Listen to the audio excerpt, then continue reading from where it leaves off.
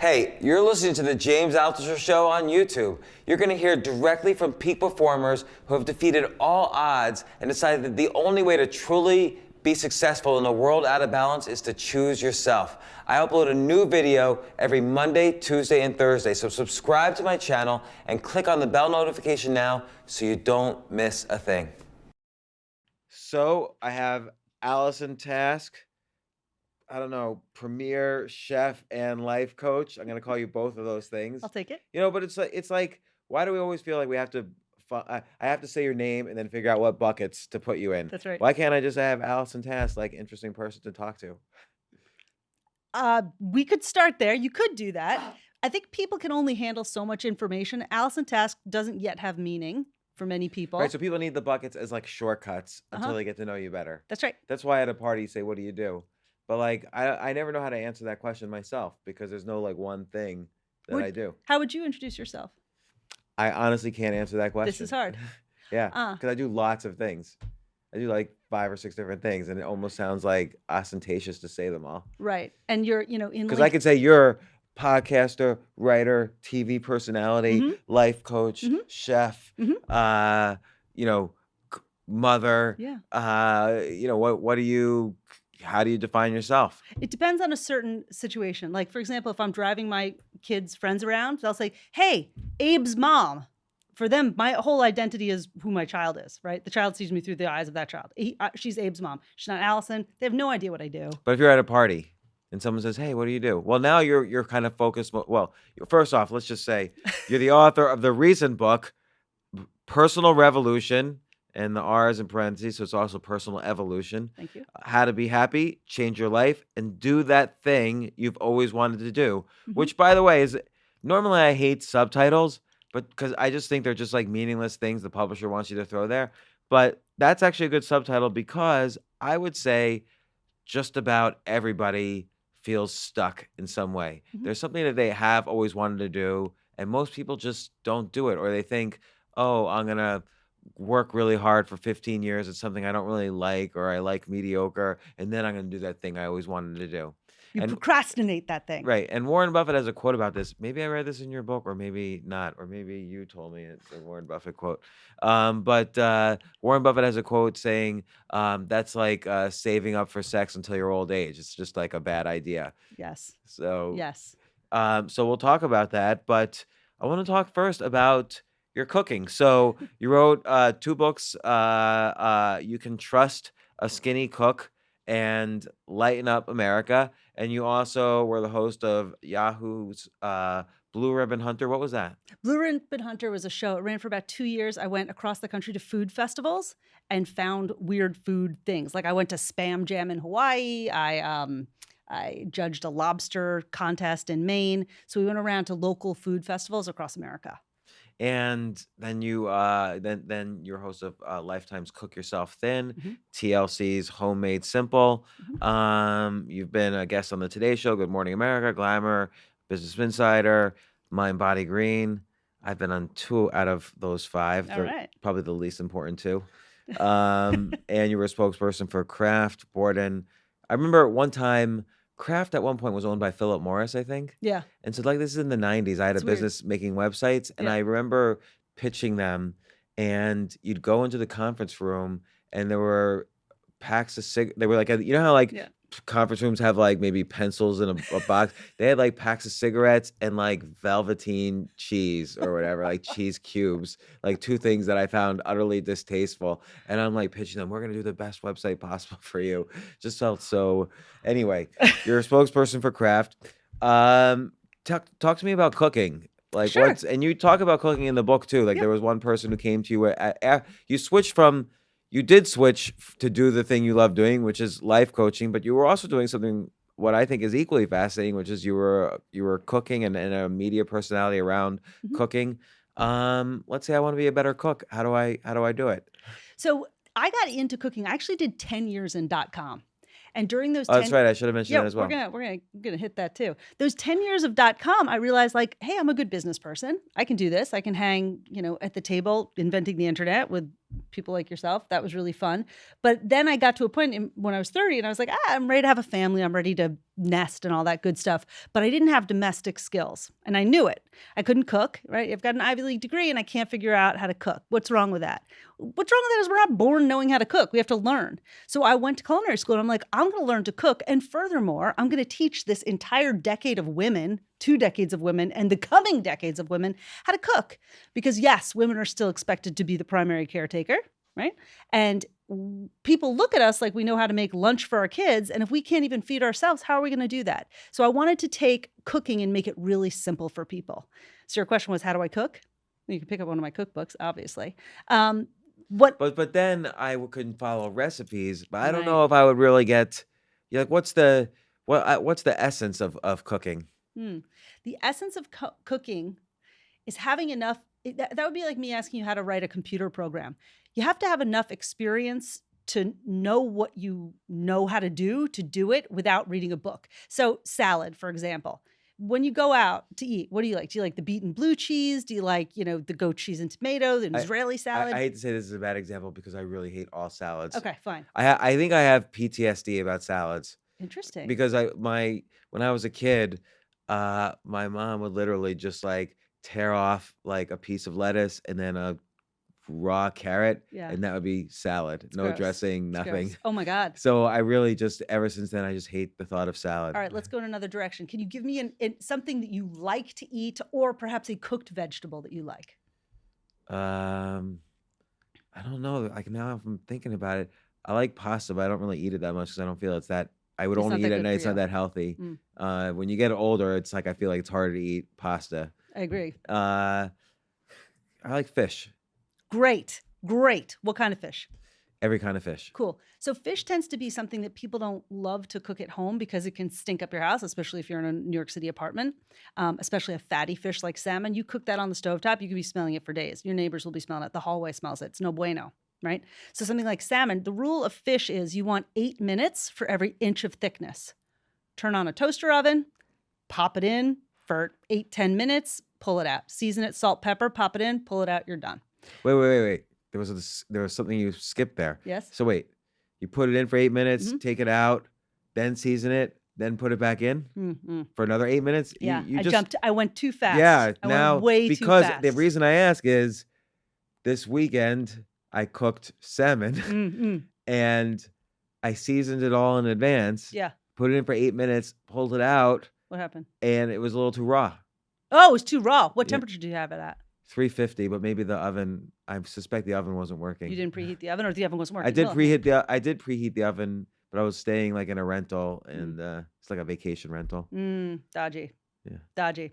But you're saying maybe I should have had it 2 sets of 8 minutes, or what should I have done?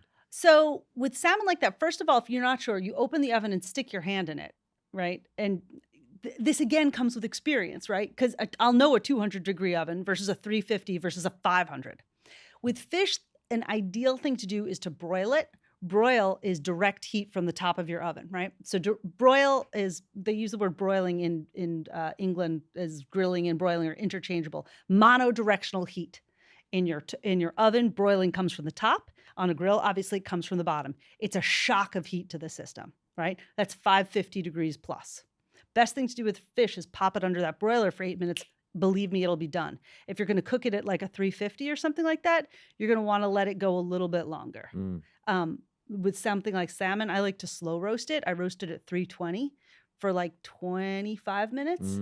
That makes it really nice and rich and sweet. But when do you take it out in the middle? And season it? Yeah, that was a mistake. So I always season food before. Like I would salt it and pepper it before I put it in. And in fact, if you really want to do it, take the salt and pepper and kind of rub it in. Just salt and pepper? Would you put like garlic or anything like that? I don't, because I get really good quality fish and I just want to taste that fish. After I take it out, I might squeeze a little lemon on it. But I like my food simply prepared, really good quality food simply prepared. After all, what were spices about originally? Hiding the flavor of rancid meat. I didn't know that. Yeah. So if you want to taste a great steak, you're not going to put ketchup or, barbecue sauce on it. So wait, what's the middle part? There is no middle part. I was speaking very quickly. I'm sorry. I caught myself. So all you have to do for fish is preheat your oven, ideally a broiler, season it, pop it under the broiler, 8 minutes, pull it out, eat. So, and you don't mind me asking about this? I know we're gonna get to your book, Personal Revolution: How to Do What You Always Wanted to Do in Life. Yes. But now I have you here. I'm gonna, Yeah, we're gonna ask. We're gonna do it. I've cooked 3 times in the past 20 years, so I'm just gonna ask a couple Really? questions. Yeah. So, eggs. Yes. Now, I go to 2 different places in the morning for eggs. One place, the eggs feel just kind of dry to me. The other place, the eggs are like fluffy. How do you make eggs fluffy? Scrambled eggs. Scrambled eggs. I don't know if this is interesting to anybody. I just really want to know this. Well, a couple things to do. When I worked at Jean Georges had a This style. was Jean George. That right one. here? Yeah, right Okay. there at Trump I Tower. just ate there. I did the breakfast session for him. So he had this great recipe for eggs where he would actually have eggs the texture of oatmeal so that you could spread it on toast. Not what you're talking about, not fluffy, but it was like really weird and cool. The way you would do it is you'd crack your eggs on a very low flame. Right? So crack your eggs into your skillet, very low flame, put in a few pats of butter and just whisk it, continually whisk it. And then it gets to be the texture of sort of oatmeal. So it's cooked through, but it's soft. It's almost like a pudding or a porridge. So what are you doing there? You're stirring it to keep the heat evenly distributed. When you cook the eggs firm up. But by stirring it, you just keep that gentle low heat I evenly think that's distributed. what this restaurant must do. Yeah. Because it's like a little fluffier then. It's like a little softer somehow. Mm-hmm. Yes. It's soft because So there's no, you put the eggs in first, then the butter? eggs and butter in together, and then you gently cook it. It takes like 15 minutes. And so let's say it's 2 eggs. How big is the butter? Maybe a tablespoon of butter. Be generous. And not like a cube, like you're not cutting it off a bar. A stick of butter is 8 tablespoons, 1/8 of a stick. Okay. And you just throw it in and you just mix it all up together. Yeah. And nice what's gentle. the heat under the skillet? Sorry for the Low. basic question. You're fine. You're See? fine. You're being very specific. Very low heat. Because you basically, eggs will cook at around 160, 165 degrees. They'll go firm. They'll go from a liquid to a solid. So you want to play in that area between 160 and 180 before it gets hard and rubbery. All right, so these are the only 2 things I've ever cooked in my life. Now I could do it a little better than Salmon and eggs. now I know the tricks. Okay, so you're doing all this cooking stuff. It seems like you have this amazing career, being a chef, Mhm. cooking, writing about cooking, being a TV host about cooking. This is like if someone were to tell you when you were a little girl, "Hey, you're gonna host a TV show about cooking. You're gonna be famous on TV." Wouldn't you think, "Oh my gosh, that's the most amazing thing ever. I'm never Yes. gonna stop doing that." No, I think that's awesome. I can't wait to do it. And then once you've done it, you're like, what's next? I liked it. I really enjoyed it. Do you It think was there's a lot of fun. Do you think there's always a what's next, no matter what you're doing? Yeah, I think you believe in that too, though, right? I do. Yeah, there's always a what's next. There's always you write the book. Then right now I'm in the phase of the last chapter of my book is all about celebrating the achievement, right? I'm in the phase right now where I'm going to take the summer, have some conversations like this, thank everybody who helped me write the book one-on-one, visit them and say a real true thank you from the bottom of my heart and have a lap of gratitude, right? That's really wonderful. And then I'll start thinking about the next thing. I always find it really hard to celebrate achievements. I don't know why. Like I always feel like, okay, that was good, but it wasn't good enough. Now I'm gonna Totally. move on to the next thing. Totally. That's why I wrote a chapter about this in my book. And in the book, I said, when I got my first book, right, my first You Can Trust a Skinny book, I opened it up and I was like, damn it, that's wrong. That font's too small. That color's not right, right? My first book just arrived in my lap, a beautiful hardcover, big fat advance. I'm so proud of it. And what am I doing? I'm still editing it. It's done, baby. It's done. Time to enjoy it. Time to say it's not perfect, but it's incredible. Well, and this relates to the difference between success and happiness, and you discuss this quite a bit in the book, or at least you address it in the sense that you note the positive effects about being happy, and then and the positive effects in terms of your success in career, success in productivity, and so on by having a positive outlook, by being happy. But I'm curious, what's the relationship between success in a career and happiness? So like a lot of people, so you're basically linking them by celebrating the achievement, but I think a lot of people have a hard time doing that. And so what are the benefits of celebrating the achievement? Great. The benefits of celebrating the achievement, number one, you reinforce that you did something well, right? you solidify that achievement in your mind as its own achievement so that you're better prepared to do something again, right? If we're hard on ourselves, we beat ourselves up, we only see what we're not good at. Instead, call upon that achievement. In the beginning of my book, I asked people, what awards did you win in high school? Call upon those wins, summon those achievements that you've had to prepare you for the next thing. Also, it's good for the body to rest after you've had a big effort, right? An expansive effort and output. Look at my children. They grow like weeds in the summer. It's really nice that they can rest in the winter, right? Grow their brains instead of their bodies in the Yeah. winter. So I think having a pause to reinforce the achievement, then just take a little break and rest the body and the mind. And then that third thing, a lot of people helped you in a book. People let me share their stories. People helped me promote it. A lot of people helped. I want to say thank you. But let's say someone's listening to this, and you make this distinction in the book between algorithmic work and heuristic work. So algorithmic work is what you would typically think of as kind of an older traditional type of job, like working in a cubicle, doing rote kind of things, working your way up through the bureaucracy, getting promoted, and then retiring on a little nest egg. And heuristic work is more creative, kind of more the economy sort of moving more to these sort of gig like or side hustle like work where it's a little bit more creative. You have to hustle a little bit more it's more of a meritocracy in a weird way, because you're judged on your results rather than whether you can just do this rote work. And I'm just wondering, in for the people who are listening to this who do the more algorithmic kind of work, let's say they're in their cubicle wondering, well, how can I ever pause?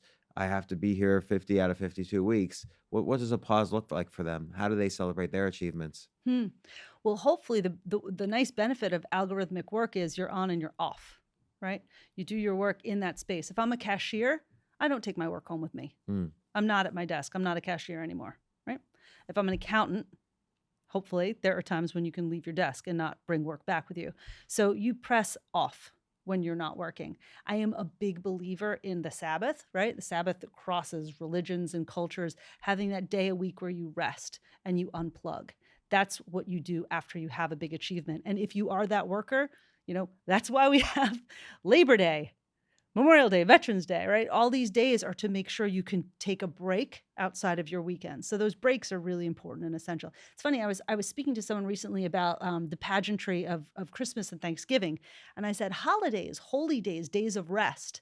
And they said, no, in certain cultures, these are pageantry holidays. And that is when you turn it out. You do your best. You make the Christmas cookies and the trees and you invite everyone over and you host. You run yourself ragged. When do you then repair after all that work? Right? So a big expansive effort needs a little bit of a break.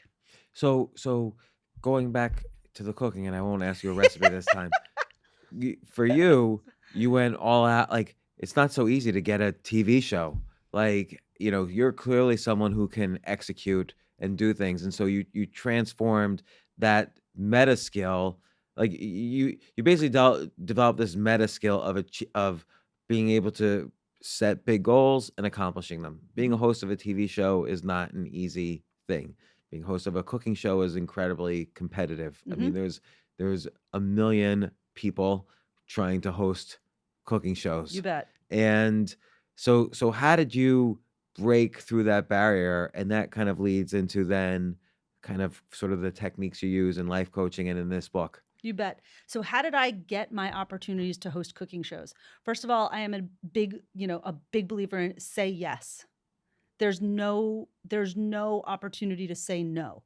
When I was cooking, I went to culinary school and I'm an Ivy League grad and now I'm in a real blue collar profession. My arms. So in order to get, I'm sorry to interrupt. Go. I'm a little bit of an interrupter, but I see. we'll get back to okay. it. But like you mentioned earlier, how you had been doing the .com stuff for years, and you felt like, okay, now I need domestic skills. Right.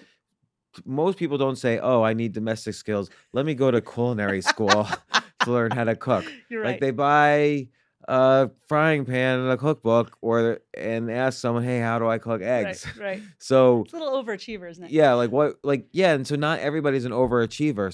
So we'll get to how do you deal with the not overachievers in your life coaching. But so you go to culinary school because you decided, okay, I don't know. Do you go to like cleaning school after that too? Like, what do you? What's next? Yeah. Well, so it's a combination of two things. I had been in California doing .com stuff for like the better part of a decade. And during that time, people were always asking me, like, hey, Allison, what company do you want to start? You're doing this and you're part of this. When is it your turn? We're behind you. We've got money. We back you. And I spent a decent amount of time thinking about the company I wanted to start. And I was like, you know what? It's not a tech company. It's going to be an analog company. This isn't my jam. I love starting things. I love entrepreneurship, but I'm not a .com girl. This isn't my thing. So I went to culinary school, but I went there like, this is going to be my thing. This is the company I'm going to start. This is going to be, there's a market, there's a need, there's demand. I'm going to help women feel great about themselves domestically. So I came from a place where people had big visions and started things. You don't just get a job, you start a company. So this was going to be my thing. That's why I went to school, because I wanted to learn how to really cook so that I could break it down and give home cooks confidence. That's what I wanted to do. That Were was you the big passionate vision. about cooking before you went to culinary I school? was passionate about my inability to cook. I was not so different from you today, James. I didn't know anything. Okay, let me just say, you were better than me. So I mentioned I've cooked 3 times in the past 20 years. One being this past weekend. Yes. The time before that was Valentine's Day, and the time before that was in 1991. And on Valentine's Day, it was the first time I ever used this kitchen, obviously, that I was in this apartment I was staying in. And the previous owner or two had left grease at the bottom of the oven. Ooh. And so I'm cooking a salmon, and Dripping. I set the whole kitchen on fire God. on Valentine's Day. And so my neighbor let me finish cooking it in his kitchen. I would not let you near my kitchen. That's a very kind neighbor. That's very kind. People say that about me in driving too, but yeah, so you couldn't possibly be worse than me. That's bad. I will tell you, in college, I was worse than my room. I was like the worst cook in our, 12-person house. I just didn't have the skill. I may not have been. You can win that. I win. I concede. You win. You win. So then I went after it because I wanted to make it my business. Right. I didn't want to just learn to cook. I wanted to help teach others. I saw a need in the market. I saw a hole. You saw a hole, even though there's 1,000 cookbooks out there. There's a cooking channel. There's a food channel. 1999. No. I went to school in 2000. It was as the food channel was just starting. So that's exactly why I did it. And then I left, because I wasn't the only one having those thoughts at that time, right? This was before Blue Apron. This was before any of that. And this was just, Emerald was probably the biggest presence. This was before Malto Mario. It was before all of that. So it was it was before Rachel Ray. It was just starting to start. And then when I hit it, it was everywhere. Food Network was everywhere. I tend to have very prescient timing. The .com, right? I hit .com in 94, 95, just as it's taking off. The food thing I hit, in the 2000s, just as it's taking off. And so and coaching now too. So how did you get a cooking show? How did I get a cooking show? So I went to work for Martha Stewart. Because if I was going to learn domesticity, she was going to teach me. I wasn't going to buy her magazine. I was going to work for the woman. So while I was there, my first day was when all the proceedings came out where there was a lawsuit where she eventually was going to go to jail. So the entire tenure of mine at Martha, that cloud was hanging over our heads. I worked. How did she handle it, like in a professional level? Just in terms of continuing to run her company. She ran her company. So at that time, I was working at the TV. I helped launch a magazine called Everyday Food. Then I worked in all the magazines down here in New York, weddings and kids and all that stuff. And then I went to the TV show we shot out of Connecticut. And so I worked with her 2 days a week. I was with her. I was prepping the cooking segments and everything. Her office was next to mine. And it would suck because we'd be taping a show and she'd get a call for her lawyers and she'll be like, I have to take that. And she'd walk off set, and she's talent, but she's Martha, and there's lawsuit. So we'd have to wait. That means there's a lot of people standing on set, and we're about to go into overtime, and production people are all freaking out about it. We're just like, okay, please don't let this be a bad call. And if she'd come back, if it was a bad call, you'd know it. And like here she is facing jail. So you're saying you know it because her stress, she couldn't obviously. She's bad. She's pissed. Yeah.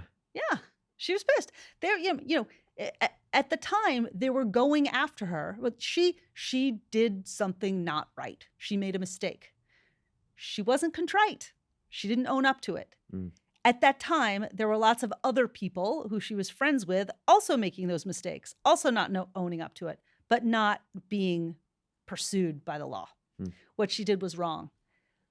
But the gray area in which she lived was confusing for her. Yeah. Still wrong. Still not okay. Still she wasn't contrite. All not good. But it was hard because they chose to go after her, right? If everyone flies through the red light, but they go after you, you're going to be kind of pissed. You still went through the red light, but you're like, but what about all these other guys? So I think that was in the air. It wasn't fair. It wasn't right. And it was a bit of sexism. So you have this great pedigree of working for Martha Stewart. What happened next? So what happened next was, because she was going to jail, they were trying to groom people from within Martha Stewart to start getting on camera. Right place, right time, right? I was there to learn. And I also was at the TV studio for a reason. I wasn't just cooking, right? I was doing other things.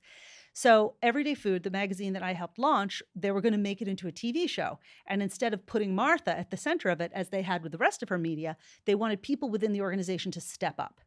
So they had, 35 of us audition, and I auditioned. I was the most junior person there. I had been there for the least amount of time, and I auditioned, and apparently my Q ratings were really good.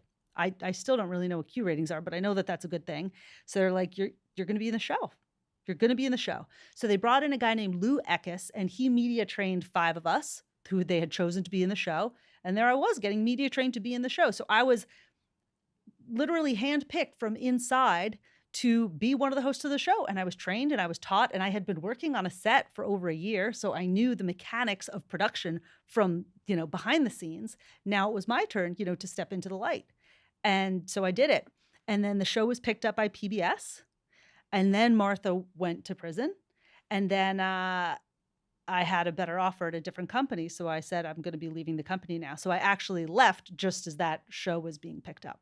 And so again, someone listening to this might say, oh, well, it's easy for her. She worked for Martha Stewart. But in your book, you really go into, there's several chapters on the importance of growing your network. And this is really, this is life or death for a career. People don't realize it's not just about the hard work you put into learning your skills and focusing on being positive, although it's all connected.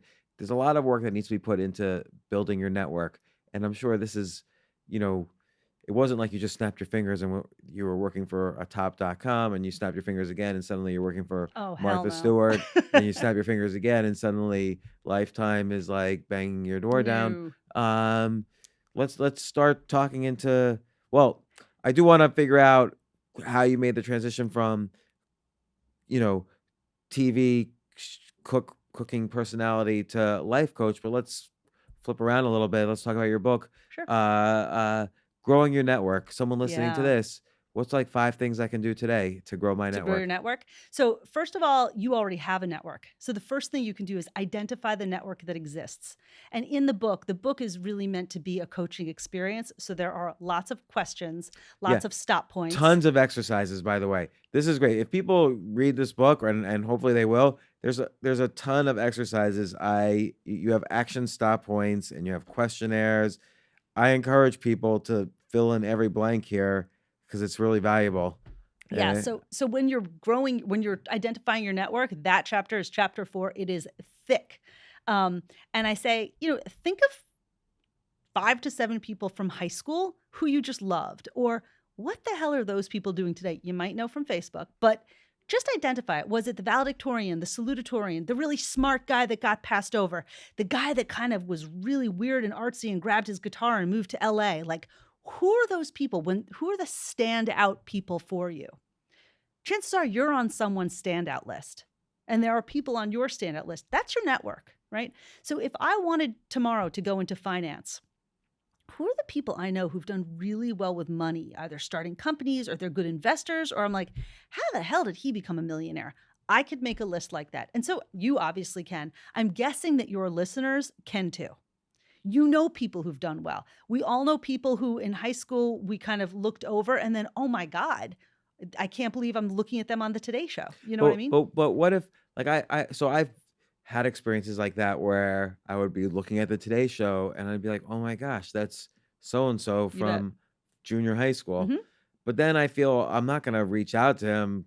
Probably everyone's reaching out to him or her or whatever. Like, I feel like, oh, he'll think, oh, he's just reaching out to me because I just was on the Today Show. Right. So yes, that's what impedes your network. So number one, identifying your network means looking at the network that's already there. You have nodes and relationships. You have many spokes out there on the planet. You have shared experiences with these people. If you reach out and say, "Hey, congratulations, you looked great. It was great to see you." Okay, cool. I like that. So not expecting nothing in return. Give, don't ask. Just give. When my book came out, I was shocked by some of the people who reached out to me. I was delighted. There were people Scott Horn comes to mind. We drove back and forth to Cornell all the time. I haven't seen him since I graduated from Cornell. Like, Scott Horn shows up to give me a what's up. It thrills me. It's great. I'd love to hear from him again. Anything I can do to help him, I absolutely will. He just reached out to say congratulations. That was so nice. People love to hear from you. Also, I found that the people who are at the top are most likely to reach back and give you a leg up. People are most likely to lend that hand. And we're often more afraid. I remember listening to Hillary Clinton at some point was talking about some night there was some tragedy that happened to her when she was first lady and no one called. I was like, how did nobody call Hillary Clinton, right? Think of all her friends, all the people she knows, all that. Nobody called. But that's like, the pretty girl never being asked out Correct. because everyone's intimidated. Was that sexist? I use that as an No, example. we all know your example. It's okay. So like no one's gonna call Hillary Clinton because she's the first lady of the United States. They assume she has like 6 layers of staff who are calling her first. Nope. Same thing happened to Martha. I remember Martha talking to us about, she was in the middle of a divorce. This was another great thing about working for Martha. You get really intimate, right? She's going to talk to you in a room of the 100 people that work for the TV show and say, here's what's going on with me. And this was actually when she was going to jail. She said, I remember when I first got divorced, everyone was at my house shooting a Halloween cover. And I was in my crazy Halloween makeup because Halloween is like one of her favorite holidays. And she was in her crazy witch makeup or whatever. And she was all alone in her house, looking in the mirror, taking off her makeup. And she describes like, I'm just alone, taking off my makeup in the mirror and saying, this is why no one will marry you. Who would put up with this? Right? Heartbreaking. But that's Martha. That's Martha, right? So whoever your friend is, maybe your friend is Martha, give Martha a call. Go give her a call, give her a hug, bring her a strudel. She'd love it. So whoever your friend is, don't underestimate the power of reaching out just to say, hey, you're awesome. I see you. And I think there's something here too, which is it's a mixture of quality and quantity. So it could be I reach out to Martha Stewart and she doesn't reply, but if I reach out to 100 Martha Stewarts, You bet. 1 or 2 might reply. You bet. And particularly if I'm not expecting anything in return. Mm-hmm. Well, I mean, James, to be totally honest, I'm so grateful to be sitting here with you. Why is this happening? I wrote a book. My husband reached out to you. You and my husband have a relationship. We've met before. I told him it would be a dream for me to be on James's show. I think James is amazing. He wrote Choose Yourself. You remember I read it over that vacation. I was like, James this, James that for like 2 months. I was like, this is my dream. He's like, I'm going to reach out.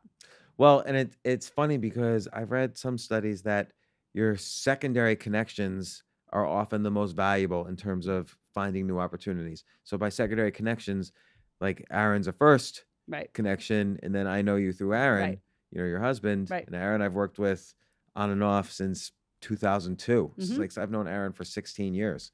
So now of course, if Aaron wanted to come on the podcast, also I'd have him on the podcast. But again, it's most opportunities come because it's exponentially larger when you have the connections of your connections. Most opportunities come from that exponentially larger group. Bingo. So chapter 4 is all about identifying your existing network, which is vast. And chapter 5 is about expanding your network. So going through that group of people who love you and want the best for you. I ask people to do this exercise. Tell me about yourself, right? Now tell me about your best friend. You could go on and on and on about how wonderful your best friend is much more easily than you can do that for yourself. So when you use that secondary network, there's a friend in the middle who's going to go on and on and on about how wonderful you are. And everything they're saying is totally accurate, of course. Also, you think about, how did you meet your significant other? Did someone introduce you? How does that person feel knowing that they were the connector of you and your significant other? So people sometimes will say, I don't want to ask that person for a favor. I don't want to ask for an introduction. Oh, I don't want to put them out. You're not putting them out. You're giving them an opportunity to make a shidduch in Yiddish, it's called a shidduch, right? A connection. You're setting people up. You're making a shidduch. It's a good thing.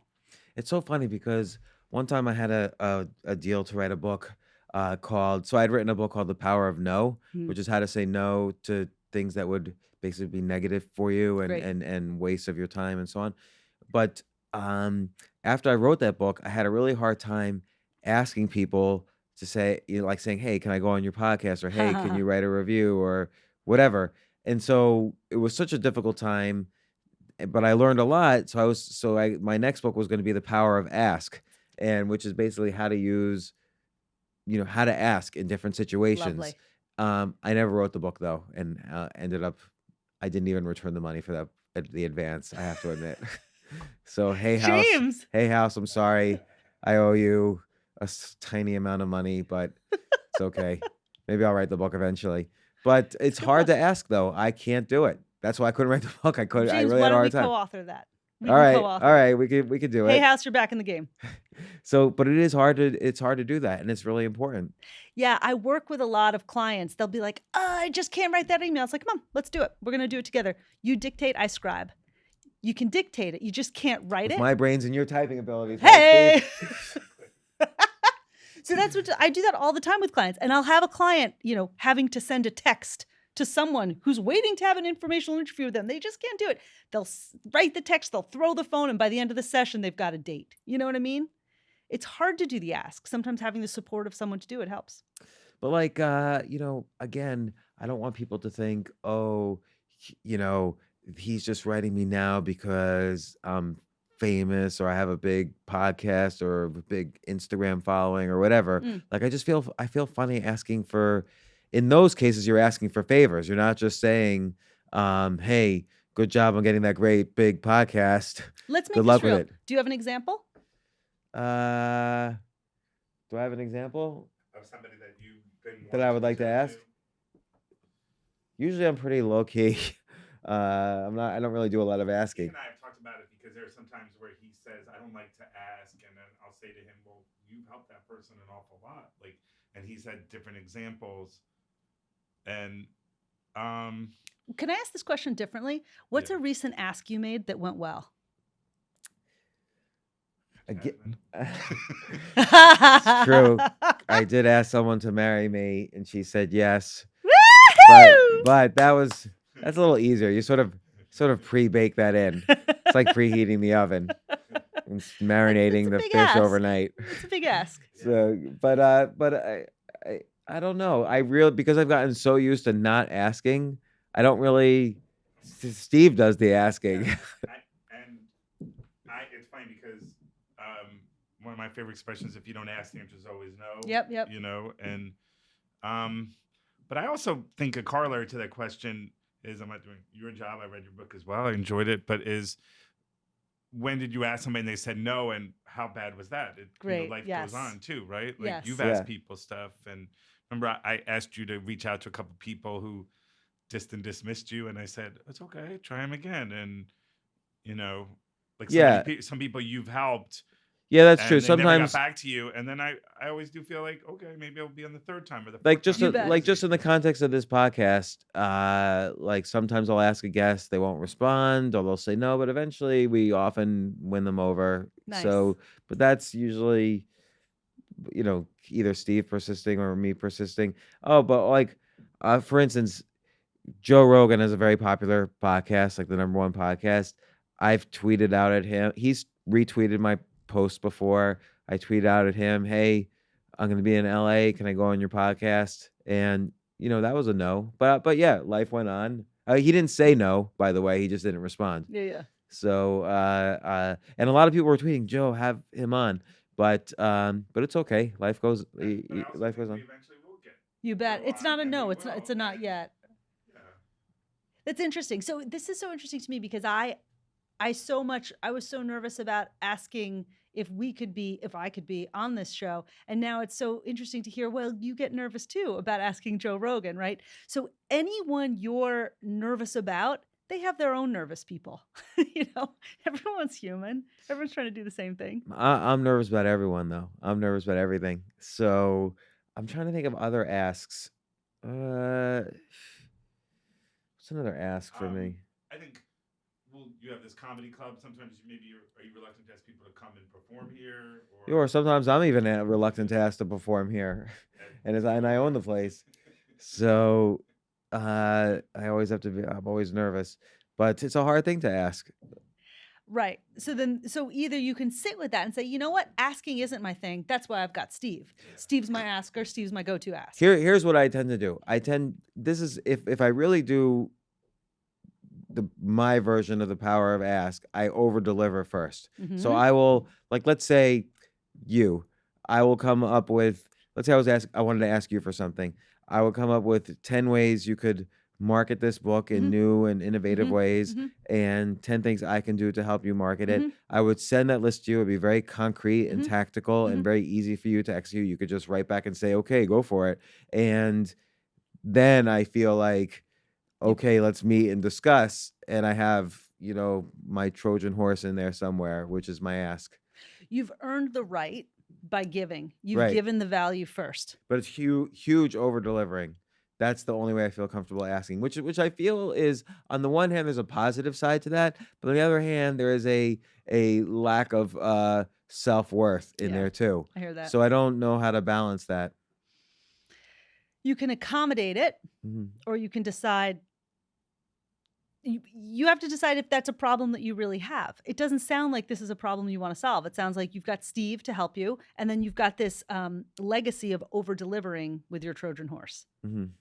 It sounds like it works for you. It doesn't sound like it's something you want to overcome. Yeah, but it might be, like I said, indicative of other problems in other areas of life, like this lack of self-worth. I feel I have to over-deliver as opposed to just, hey, can you do this for me? Other people say that to me, and I'm like, yeah, of course. But for me, I have to over-deliver. Yeah. And so what? Ask you why are you sometimes fearful about asking then? Great question. Super question. Because you don't want to hear no, because no feels so sad. No feels bad. No feels like, oh, I'm not worthy. Oh, they've confirmed I'm not worth it. Right. So that feels sad. But why give that's the Eleanor Roosevelt quote. No one can hurt. Why give that power away? That person says no to me because it's not convenient to have them on the podcast. So that means I'm not worthy of what? It means they're booked. They're having a podcast on fishing and I'm not relevant to their podcast. That's what it means. So it's like networking, there's a couple layers here. One is there's just kind of like building the connections between the nodes. There's like sort of reaching out, hey, congratulations. Then there might be some way to kind of just get back in touch a little bit more, like keeping, like how much, if someone's looking to shift careers, how much of their day do you think, let's say it takes 6 months to a year to make the shift. It might take 2 years, 3 years, 4 years, whatever. But how much of their day do you think they should spend on networking? Like how much of your day right now do you spend on networking? You're promoting a book. So someone looking to change careers. So my husband, right? He recently went through a job change. It took... I know. I talked to him quite a bit about it. There you go. He was networking with you. It took 7 months, right? During that time, he received 4 offers. He networked about 4 to 6 hours a day. And networking is every day. He was coming into the city, multiple meetings, phone conversations, flying to Baltimore, flying out. Hey, this is the kind of work I'm looking for. Do you know anybody who's in that? Every time he had a conversation, he left with 5 to 10 more names, right?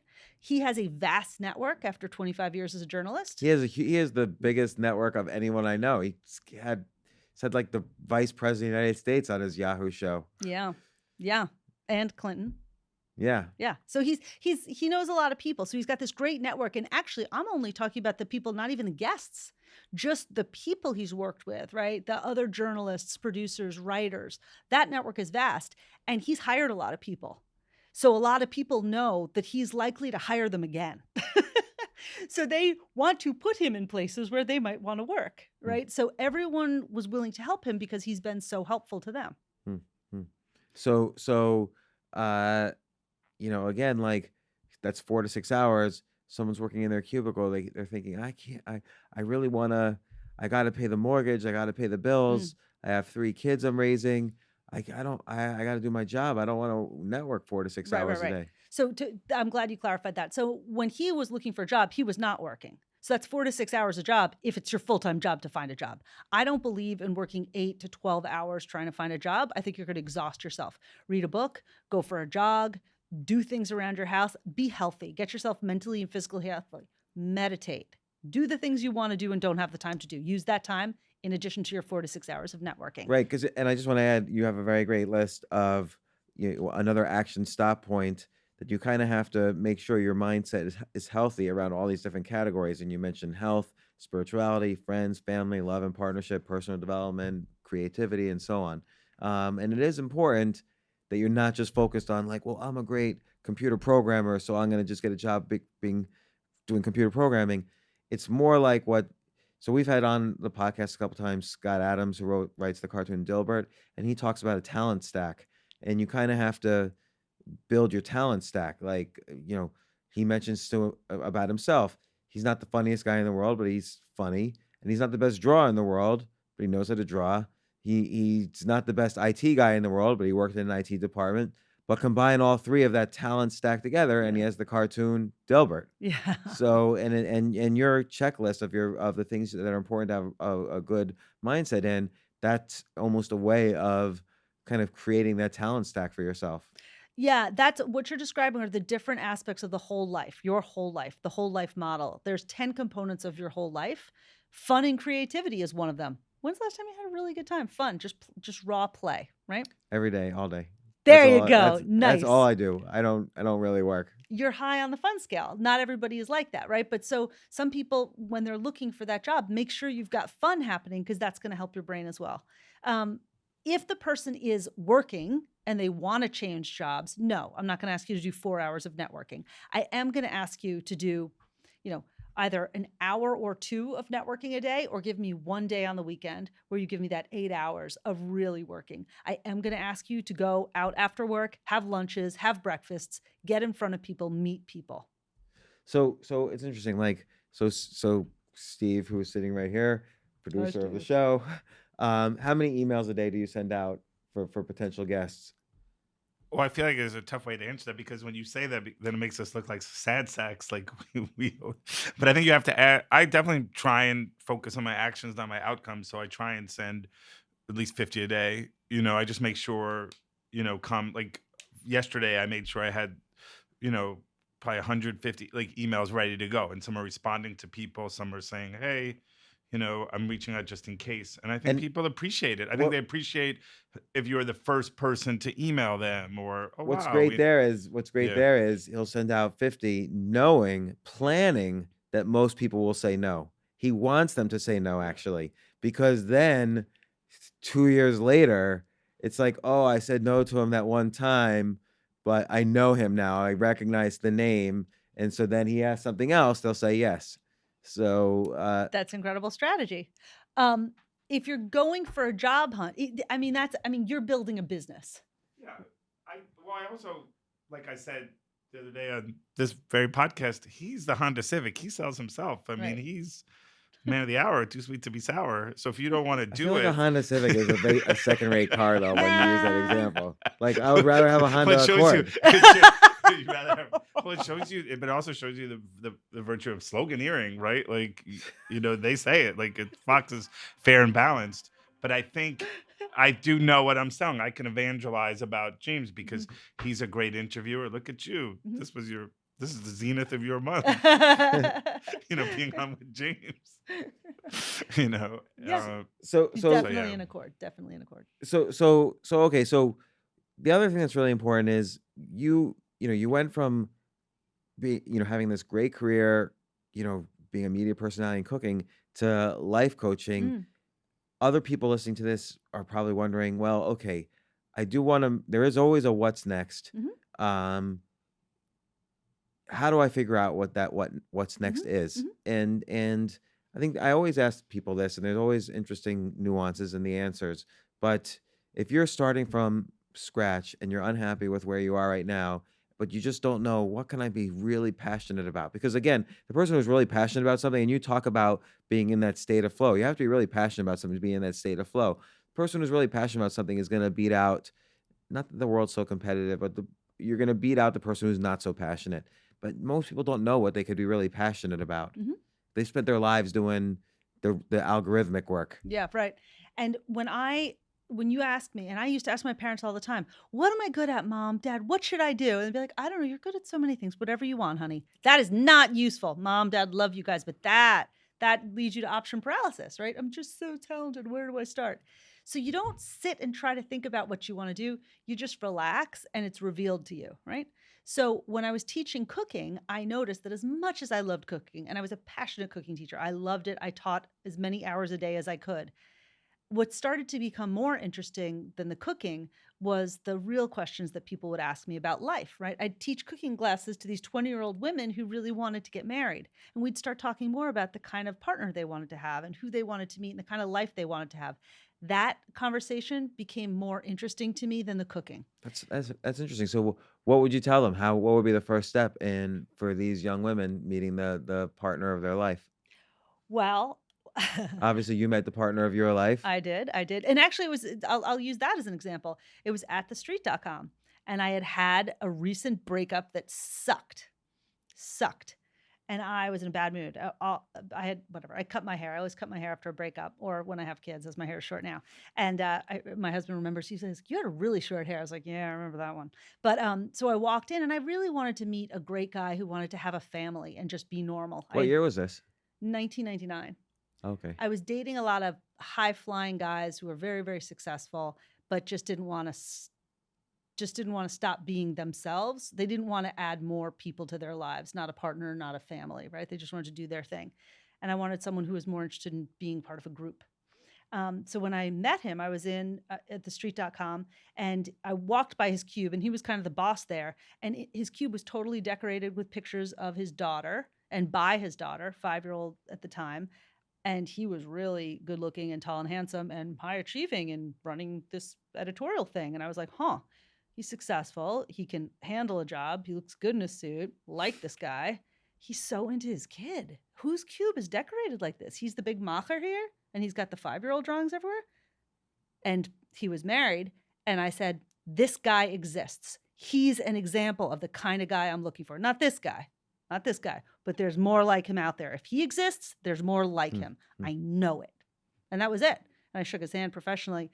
And a few years later, he became separated from his wife, and he reached out to me via LinkedIn and asked me on a date and let me know he was separated and asked me on a date, which was very cute and weird and not the way most people use LinkedIn. But he gave me faith that archetype existed. He embodied the archetype. I never thought it would be him. I never thought he would become available. When he did, I was pretty psyched. But I knew I could believe in that as a possibility. So back to the kitchens where I'm cooking with women, those conversations about their lives and designing their lives became more interesting to me than the cooking. So I went back to NYU and I got a coaching certificate because I was Of course, you went back to get a master's degree in something. I do like that. I do like that. Yeah, so I wanted to coach, but I knew I was out of my depth in terms of the responses I could give them. They were coming to me with big things, and I was like, I want to do more than a friend here, but I don't have the answers or the information in my head to give you. So I got the certification so that I could really do it. But it was revealed to me. I didn't think I wanted to become a coach. Coaching didn't exist when I went to college. It just wasn't a thing. Yeah. So it had to be created, and I had to meet it with my own need and desire and interest. And then, okay, so now let's say again, someone wants to figure out what are they passionate about. What are some steps that they can do? Look at what you spend your time doing. If I just gave you a week off, just you, what are you going to do?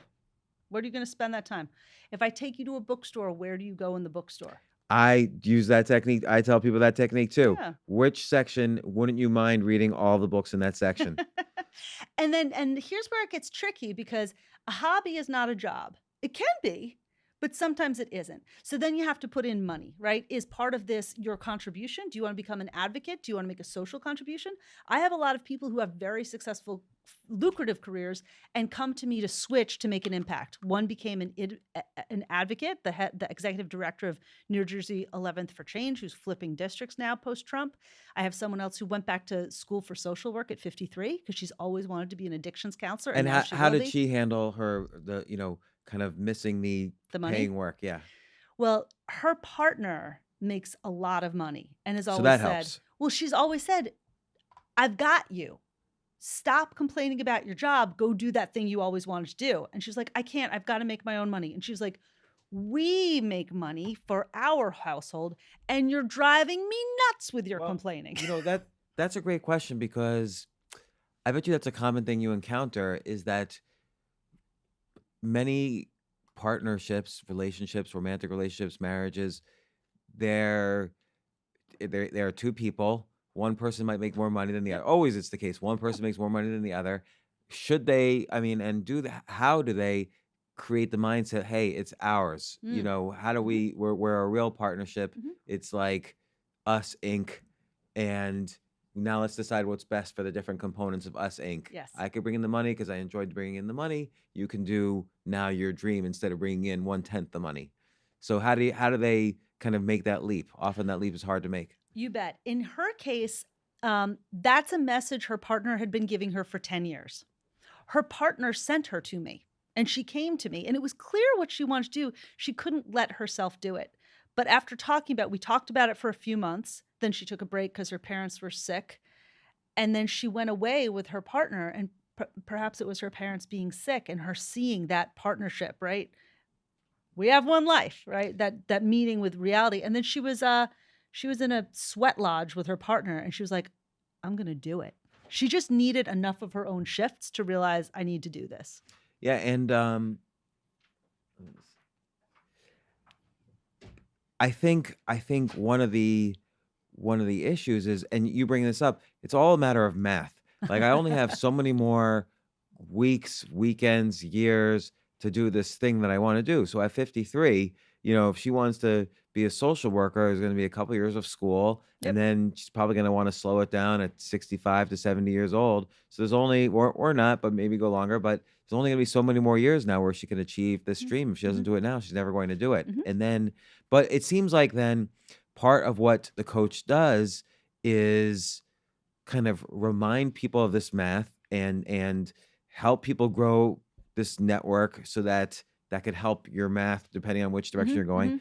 how to help find that passion, but also most importantly, or maybe not most importantly, allow people to figure out how to give themselves permission to do what they really want to do. And I noticed this in you probably have seen the documentary "I'm Not Your Guru" with Tony Robbins. I haven't seen it, but I know what you're talking about. And Tony Robbins has been on the podcast a couple of times. I feel like a lot of what he's doing is not necessarily empowering people to do X. He empowers people to give themselves permission to do X. It's interesting. Yeah. And so I think a lot of it, and people say like, oh, well, I could give myself permission to do something. It's really hard to do that. Yeah. Like, I can't give myself permission to do many of the things that I want to do. It's like you need to have someone talk you into it somehow. Right. You're hiring me for a reason. We're all clear on what that thing is. So how do we get you to shift your mind so that you can liberate yourself to do it? I think that's a great point. It's the permission. Mhm. And so can they do that? I mean, I think, like you said, what's amazing about your book is that not to say they don't have to call you, they should call you for life coaching, but they don't need to call you. This book is a life coaching experience. You can Yes. go through the different exercises and the different action points Mhm. and fill everything out Mhm. and find, weave your way through that maze to give yourself permission to Yeah. find out what you're passionate about. I think a very important part of your book is all the different ways to treat yourself better, because if you're not treating yourself better, you're not going to be able to give yourself permission to do big and successful things, You bet. because you'll be looking down on yourself. You bet. It's definitely designed to be a DIY life coach, a pocket life coach. My services are not inexpensive, and I recognize that. So I wanted to give people more access to the absolute best of my coaching techniques. There's one fascinating study here where you mentioned a bunch of people in their 70s or went to a retreat where everything was like how it was 20 years ago, and coming out of that, they all felt 20 years younger. Yeah. And they were healthier, like everything, they were Their healthier. eyesight was better. How can I implement that in real life? I actually kind of do, Yeah, but you kind of live that, don't you? how can most people do that? How can people, so you're saying, how can people live their best? Yeah. How can people be their best? Surrounding yourself with, I was listening to your Jen Sincero podcast earlier today, And she was talking a lot about choosing her thoughts, right? Choosing your thoughts. What are you going to spend your time on? You will become what you think, 100%. She spent, a year taking herself from 30K to six figures just by doing that. She became a student of the person she wanted to be. I actually had a phone call from a client right as I was walking here, and she was just saying, she's like, I'm a piece of shit. I'm a nothing. I can't. I go, if you want to believe that, that is probably what you will be. But sometimes those thoughts are so ingrained. It's because I don't know, their parents were told them that, or something happened like 30 years ago. So you can't just sort of like change it. Yes, you can. You can. You totally can. The first thing is, stop. That's that thought again. It's actually excellent when I do it in a coaching session, because I have a huge whiteboard in my office. The whole wall is a whiteboard, and I'll just write the words on the board. And then I'll keep a tally of how many times you say it. Yeah. So that's awareness. I do agree. I think that is the technique is labeling it an awareness.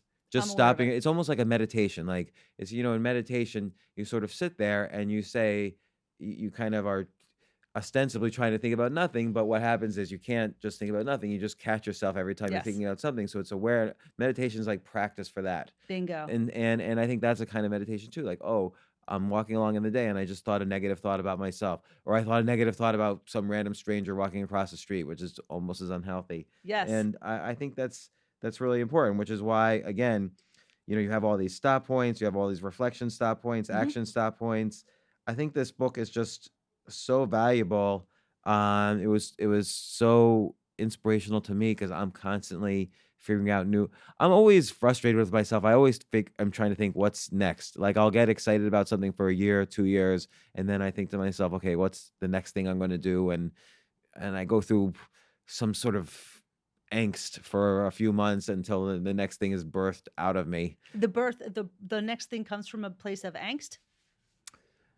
No, usually it comes, I'll tell you where it usually comes from. It usually comes from something I wanted to do when I was 12 years old. Yes. And then how did it age so that, like I loved interviewing people when I was 12 years old. I was in the South Brunswick Central Post interviewing people. I had an article interviewing people when I was 12 years old. And now how has it aged? Well, my interview skills got better than when I was 12. And there's I don't even think that newspaper exists anymore. And now there's podcasts. And so you look at how things have aged, how your interests have aged. Mm-hmm. Like one of my very first podcasts here was Matt Berry, who's the fantasy sports anchor on ESPN. He was interested in sports as a kid, but obviously he wasn't an athlete. Yeah. So his interest aged into fantasy sports and then being in the media business and so on. Mm-hmm. So, but again, and I think that's one of the techniques to finding your passion. You mentioned also going to the library and sometimes just reading a new book. I got interested in investing from reading a book in 1999 about investing, and oh my gosh, What was the book? It was Market Wizards by Jack Schwager. That's so cool. Yeah, the whole first chapter is all about what were you into as a kid? Like, what's the last costume you wore? Who were your best friends we're right next to summer. In the summer, when you were 10, you were bored. Like, what did you do? Me, I was always playing with typewriters. I didn't play with dolls. I played with typewriters. It's like a weird thing for an 8-year-old to do. Why? I liked ideas. I liked words. I liked writing stories, right? In high school, I wanted to be part of this leadership group that was counseling other students. I wasn't allowed into it because I had too many extracurriculars. I sound like that character from that election movie. What's her face? Reese Witherspoon? Yes, that one. Like, Tom Perrotta wrote the excellent novel. I like that. I like that book before it was a movie. Yeah, there you go. So anyway, I always wanted to help people and help people be their best, right? And our years is .com, my years is .com. I saw people say, I'm going to invent this thing. It's going to be really important. And they did it, right? So I have a belief that people can do what they want to do. Now I take that 12-year-old who's now 52 and has lost sight of that belief and of those passions over the last 40 years. And I invite those passions back into their room, back into the brain, and then make it true. Right. And also, again, being creative about how those passions aged. You're not going to be a basketball player at 52. Maybe you can be a writer about basketball. You could be a novelist about basketball. You could be an announcer. You bet. You could be a fantasy. You could be a gambler, whatever. So it's so interesting. Well, I do, again, highly recommend people do all the sit with this book, it's almost like take a weekend with your partner, if possible, sit with this book, answer all the questions, do all the exercises. I think really important to start the networking if you haven't already done that. Networking, I realized, like I always think of myself as a poor networker, but now here I am 30 years later, and I actually have a pretty good network. I'd So say. and it's kind of I can't even figure out why I have a good network because I'm really horrible at keeping in touch with people. Like your husband Aaron's great at keeping in touch with people. I'm just so bad at it, but somehow it keeps Well, you make happening. up for it with your over delivery, because when you get James, you get like a reduction, right? You get a very intense Right. product. You might not get him all the time, but when you get him, you get a high quality product. I hope you're right. I hope that's always true. So Allison Task, thanks so much for coming on the podcast. Personal revolution, how to be happy, change your life, and do the thing you've always wanted to do. I kind of need this book every 6 months. I'm here for you, James. So I'm here. all right, I'm gonna take you up on that. I might call you, and I saw your rates on your website. I can afford it, and I'm gonna call you and read this book again and again. So thanks so much for coming on the podcast. I look forward to it. Thank you, James. Hey, thank you for listening to my show on YouTube today.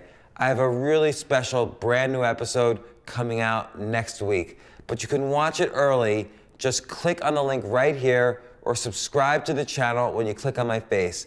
And one more thing, don't forget to click the bell. I'll see you next time.